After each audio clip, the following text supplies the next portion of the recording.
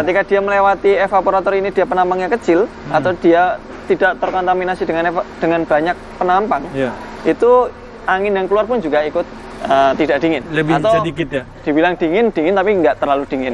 Paling sering bocor adalah di selang low-nya. Di selang low-nya di sini ada bocor. Kalau misalnya teman-teman pegang,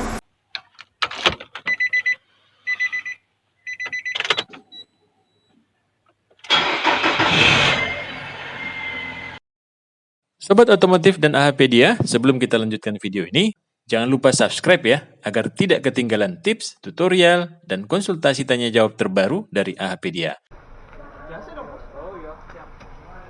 Assalamualaikum Mas Ardi. Waalaikumsalam warahmatullahi wabarakatuh, Pak Taufik dan juga Sobat AHPedia. Selamat sore. Selamat sore. Ini buat konten sore-sore nih. Salam dari Jogja. Salam dari Jogja Mas ya? Bukan dari Binjai ya? Bukan. Gimana Pak Taufik kabarnya Pak? Ya, Alhamdulillah Mas Ardi. Ini ada pertanyaan Mas Ardi. Ini pertanyaan banyak sekali yang ingin tahu tentang AC kurang dingin Mas, bukan tidak dingin. Oh ya, kurang dingin ya? Kurang dingin. Itu apa kalau masalahnya? Siang paling ya? Ya, mungkin siang. Kalau malam pasti dingin. Ya, ketika siang dia AC kurang dingin, itu sebenarnya yang paling, kita bicara paling ini dulu Pak ya, paling sering dulu paling sering ya? Paling sering itu evaporatornya dia mengalami berdebu. Buntu. Ini kayak gini nih Pak. Oke, ini sudah baru ada. aja. Sudah disiapkan oleh Mas Ardi. Nah ini, jadi evaporator itu aslinya sih kayak gini ya. Tapi kan di sisi yang lain dia memang ada hisap, ada keluar, ada masuk, ada keluar. Nah, ketika blower itu tadi dia menghisap, itu pasti kan si debu juga ikut terhisap, karena dia kan kebanyakan untuk AC dia menggunakan sirkulasi dalam ya untuk pengendara itu, sehingga udara yang didapat itu adalah udara yang dari kaki. Benar. Nah, di area kaki itu kan banyak sekali debu di sana dan juga kotoran. Betul. Sehingga ketika si blower itu tadi menghisap, maka kalau misalnya di sini filter AC-nya itu ada, biasanya tertampung di filter AC. Tapi beberapa filter AC yang udah buntu itu akan melewati dari samping-sampingnya, sehingga yang paling sering terjadi samping-samping sebelah evaporator sini itu dia mengalami banyak debu, sementara yang tengah itu jarang. Iya benar ya, ini kosong ya tengahnya ya? Ya, karena biasanya di sini ada filter AC-nya Pak. Tapi kalau filter AC-nya itu udah nggak mampu menampung kotoran, maka dia akan keluar dari samping untuk kotoran tersebut sehingga menempel di evaporator. Kalau dia nggak ada filter AC-nya, itu biasanya di sini penuh debu. Nah, yang bikin nggak dingin adalah ketika ini tadi Pak, harusnya ini kan dingin ya, dia udara yang ada di area rumah evaporator itu terkontaminasi dengan dinginnya si evaporator. Dikarenakan dia banyak debu seperti ini, maka yang mengkontaminasi udara menjadi lebih kecil penampangnya. Sehingga angin ketika pas panas-panasnya, itu pun angin kan yang ada di dalam ruang ini, ruang kabin, itu pun juga ikut meningkat.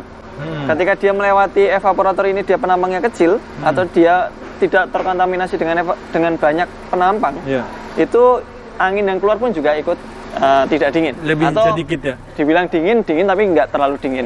Sesuai pertanyaannya. Iya, berarti itu yang pertama tidak itu dingin. Yang pertama. Solusi dari yang pertama ini tadi itu dilakukan cleaning, pembersihan evaporator. Tapi pembersihan evaporator itu harus ada ini pengecekan terlebih dahulu. Jangan gini Pak Taufik, tak pegang lagi. Ini untuk kotoran seperti ini kan dia kan debu. Ketika dia evaporator ini dingin, dia potensi basah. Betul. Nah, ketika debu kemudian ketemu dengan basah, dia akan menempel seperti ini. Lama-kelamaan ini akan mengakibatkan korosi atau merusak dinding dari evaporator. Betul. Nah, dari dalam ada tekanan besar, sementara di sisi luar dia ada debu. Nah, nanti kalau seumpamanya dia sudah terkorosi, yang tadinya kotoran ini niatnya mau kita bersihkan, justru malah menjadi bocor.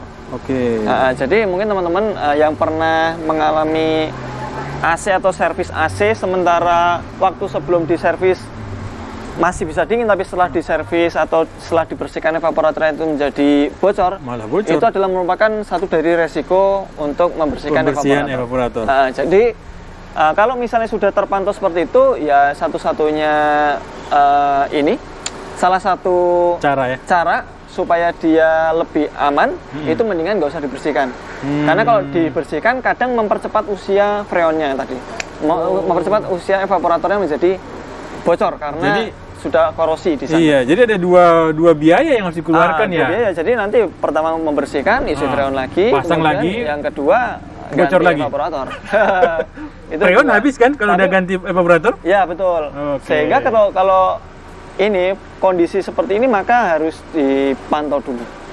Kalau bisa kita intip dengan kamera melalui lubang filter AC, maka kita pastikan dia tidak sepenuhnya menutupi evaporator. Maksudnya gini Pak, tidak ada tanda-tanda korosi di sana. Misalnya seperti ada rembesan sedikit freon, atau mungkin si keraknya itu tadi dia tidak sampai yang dalam. Jadi kan ada ketebalan. Berarti itu masih bisa dipakai? Masih bisa dibersihkan. Tapi kalau sudah keraknya tebal, kemudian dia warnanya juga sudah parah, maka itu mendingan nggak usah dibersihkan. Tunggu aja sampai bocor. Atau ganti evaporator ya. Ganti evaporator sekalian. Siap. Ganti evaporator sekalian dan isi ulang, itu malah justru lebih aman untuk jangka panjangnya. Seperti itu. Siap. Itu yang pertama, evaporatornya.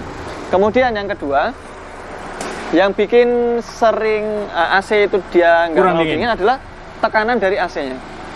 Jadi tekanan AC itu dia berkurang. Misalnya kayak gini, ini kita lagi ini AC ya sebenarnya. Nah ini kita baca di sini, ini harus di running 2000 di kecepatan 2000. Nanti akan kita baca ininya ya, tekanannya ya. Nah ini akan kita coba gas 2000 rpm atau apabila dia digas di 2000 rpm, ini dia tekanannya adalah sekitar 20 psi atau 1,5 kg per cm kubik ya. Jadi ini sedang melepas karena titik dinginnya udah maksimal. Nah kalau misalnya dia nempel lagi seperti ini harus 1,5 atmosfer, atau kalau yang hack-nya itu harus di atas 10 sampai dengan 15. Nah untuk tekanan ini dia normal. Nah ketika dia ngelepas dia akan turun. Kalau lepas berarti dia dinginnya sudah maksimal. Nah kalau nempel lagi, nah, dia sudah mulai meningkat suhunya di dalam kabin. Seperti itu. Nah ini bisa saja tekanannya ini turun Pak Taufik. Biasanya paling sering adalah hack-nya turun. Kalau hack-nya itu turun udah di bawah 10, maka freonnya berkurang. Kalau freonnya berkurang, yang harus diperhatikan adalah cari kebocorannya. Bisa jadi yang paling sering bocor adalah di selang low-nya. Di selang low-nya di sini ada bocor. Kalau misalnya teman-teman pegang di sini, terus di sini ada oli atau debu yang menempel, maka itu adalah tanda-tanda di antara ini ya, kebocoran dari selang low pressure. Cek juga di bagian sambungan-sambungan komponen selang, dari kompresor ke selang, kemudian dari selang ke kondensor, dari kondensor ke pipa masuk ke evaporator. Begitu juga selang baliknya yang low pressure-nya. Jika di sana ada kebocoran, maka itulah penyebabnya freonnya itu berkurang. Jadi ketika ingin menambahkan, sebaiknya hal-hal atau item-item tadi yang bocor atau yang menyebabkan bocor, itu diganti dulu. Itu bisa terjadi pada evaporatornya juga. Misalnya tadi evaporatornya ada bocor sedikit Pak Taufik. Nah itu dia kalau misalnya dia bocor kayak gitu, tekanannya pasti akan turun. Tekanan turun, tekanan kurang di bawah 10. Itu kalau pas yang panas, itu dia akan ikut panas ininya, posisi AC-nya ya. Udara jadi nggak sejuk lagi ya? Udara jadi nggak ini lagi, jadi nggak apa itu namanya? Nggak dingin, nggak sejuk ya? Nggak sejuk. Itu yang kedua. Itu adalah kebocoran dari sistem. Kemudian yang berikutnya adalah magnet AC. Oh iya, magnet AC. Nah, di sana magnet AC-nya dia misalnya udah mengalami lemah. Ya. Kalau dia sudah lemah, otomatis ketika panas-panasnya itu biasanya di sana ada kumparan yang di dalam elektromagnet, itu sudah tidak lagi mampu membuat magnet di sana, sehingga lemah ketika panas-panasnya. Nah ketika lemah tersebut, maka kompresor nggak akan ikut muter. Iya betul. Yang terjadi freon tidak ikut memompa. Nah kalau freon tidak ikut memompa, maka alhasil pasti nggak akan terjadi dingin meskipun blower kencang. Iya. Karena antara blower sama evaporator sistem AC ini berbeda bagian. Lalu berikutnya dari magnet AC itu di sana ada masuk ke kompresor. Kalau kompresornya dia sudah tidak mampu menciptakan tekanan di atas 10 atau paling enggak ya maksimal cuma 8 lah ya, yang sisi luarnya ya 8 atmosfer, itu maka dia mengakibatkan si freon itu tidak bisa sirkulasi dengan cepat dan juga tidak bisa mengubah dari cairan tekanan tinggi menjadi gas tekanan rendah dingin. Nah itu nggak akan bisa. Yang terjadi di ekspansi nanti mendesis biasanya. Nah kalau mendesis itu bisa jadi karena freonnya tadi kurang atau si kompresornya tidak mampu memompa. Kalau udah kayak gitu diganti. Kayak gitu. Nah itu sih kalau dari sistem AC-nya. Bisa jadi juga karena di kondensor ya Pak Taufik itu terjadi depan, ya? terjadi yang namanya buntu atau kotor di reservoir dryernya. Itu juga bisa. Biasanya di situ ada karena ada kebocoran, otomatis kan si oksigen ikut masuk Pak. Iya. Kalau oksigen ikut masuk, dia dapat tekanan tinggi, dia akan berubah menjadi air. Sama kalau kita punya kompresor, kemudian kita ini kompresor angin ya. Iya. Itu kan kalau dapat tekanan tinggi terus, itu bakal berubah jadi air Pak. Sama di sistem AC kalau dia ada oksigennya, dia akan berubah menjadi air. Nah air itu tadi yang akan menyumbat sistem ekspansi. Nah itu jadi nggak dingin. Itu juga bisa. Seperti itu. Oke. Nah itu sih dari sistem AC-nya. Ada dari faktor eksternal, yaitu dari kipasnya. Nah, kipas juga pengaruh? Pengaruh. Karena yang mendinginkan kondensor itu adalah kipasnya, yang melepaskan panas dari. Karena kan gini Pak, ketika cairan tekanan tinggi dari kompresor itu dimasukkan ke dalam kondensor, kondensor kan akan merubah cairan tersebut menjadi tekanan rendah. Nah itu apabila dia panas, maka tekanan yang masuk pun masih tinggi, sehingga ekspansi mengubah cairan tersebut menjadi gas itu akan sulit ya, karena panas. Nah ketika si motor fan-nya ini, makanya kita sering ya menyampaikan kalau misalnya cara mengecek motor fan itu adalah dengan hidupkan AC. Nah itu motor fan-nya harus ikut muter karena di sana mendapatkan sinyal dari regulator pressure sensornya. Nah kalau motor fan-nya dia mati, dia nggak akan bisa ngelepas panas. Yang terjadi AC-nya itu jadi tidak dingin, atau tidak dingin maksimal. Atau mungkin si motor fan-nya muter Pak, hidup, cuman tidak bisa high speed. Putaran tingginya nggak bisa. Benar. Kalau putaran tingginya nggak bisa, itu pun juga nggak bisa melepas panas dengan baik. Makanya ada pertanyaan gini, Mas, mobil saya kalau pas posisi parkir sama jalan pelan, AC-nya nggak dingin. Tapi kalau jalan kencang, AC-nya dingin. Nah itu apanya? Nah itu salah satu penyebabnya bisa jadi karena motor fan-nya dia lemah. Putarannya nggak bisa putaran tinggi. Sama seperti ini kan, kalau ini kan putarannya bisa tinggi ya. Ketika pas posisi mesinnya memang panas, radiatornya panas, kondensor panas, maka dia kan putarannya kan tinggi. Nah kalau putarannya nggak bisa putaran tinggi, otomatis ketika mesin itu berhenti atau mobil itu berhenti atau tanjakan jalan pelan itu nggak akan dingin. Tapi kalau jalan kencang, dia kan akan melepas panas dengan cepat Pak. Iya benar. Melepas panas dengan cepat, yaitu hasilnya adalah kondensor menjadi dingin, AC pun juga akan ikut menjadi dingin. Seperti itu Pak Taufik. Baik. Nah bicara harga kali ya. Iya.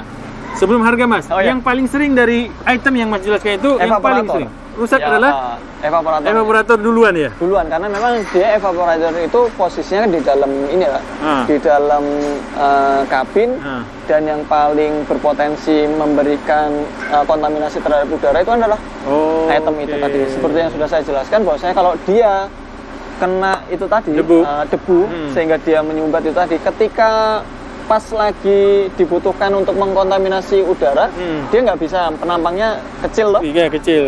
Sehingga dia nggak bisa mendinginkan seperti itu. Harga Mas? Masuk harga? Ya.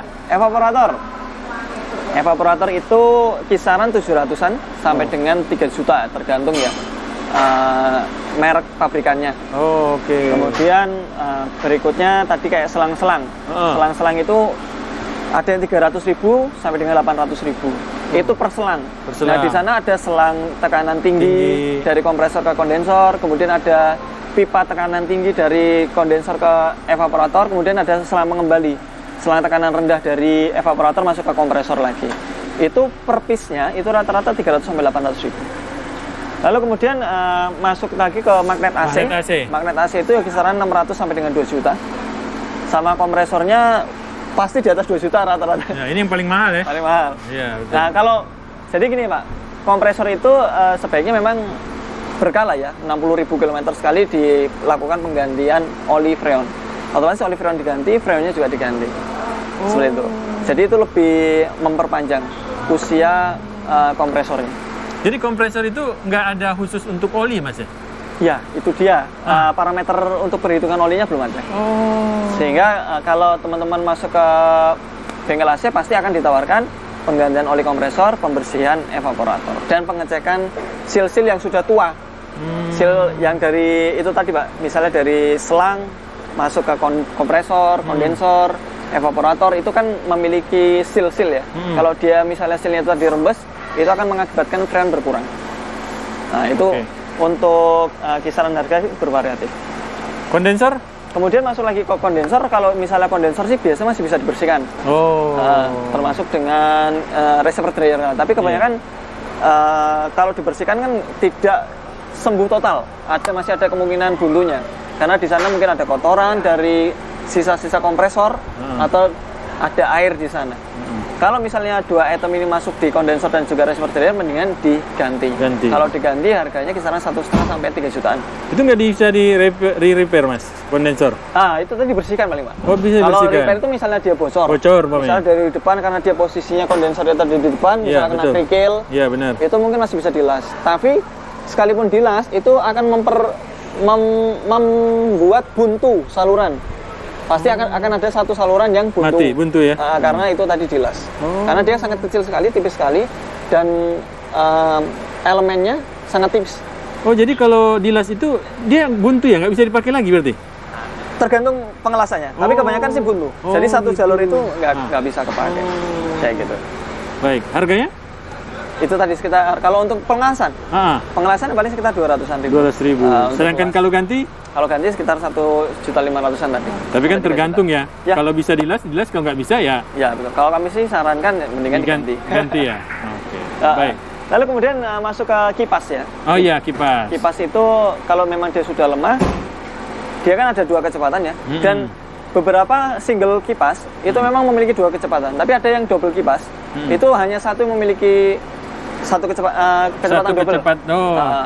Kecuali yang memang mobil-mobil yang besar ya, itu memang double kipas dan double speed.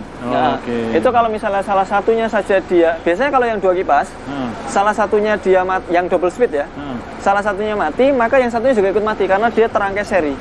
Umumnya seperti itu. Sehingga kalau pas kayak gitu, yang kalau ada budget, bengkak dong. Ganti dua-duanya. Itu harga perpisah 700.000 sampai 2,5 juta. Iya, tapi jangan khawatir, Mas Ari kemarin bilang masih bisa dicek. Kalau bisa diganti apa? Berasnya. Beras ya Mas ya.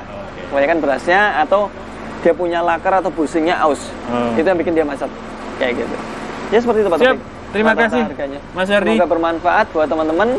Kalau AC-nya tidak dingin atau tidak terlalu dingin, maka itu dicek item-item tadi. Semoga bermanfaat. Assalamualaikum warahmatullahi wabarakatuh. Waalaikumsalam warahmatullahi wabarakatuh.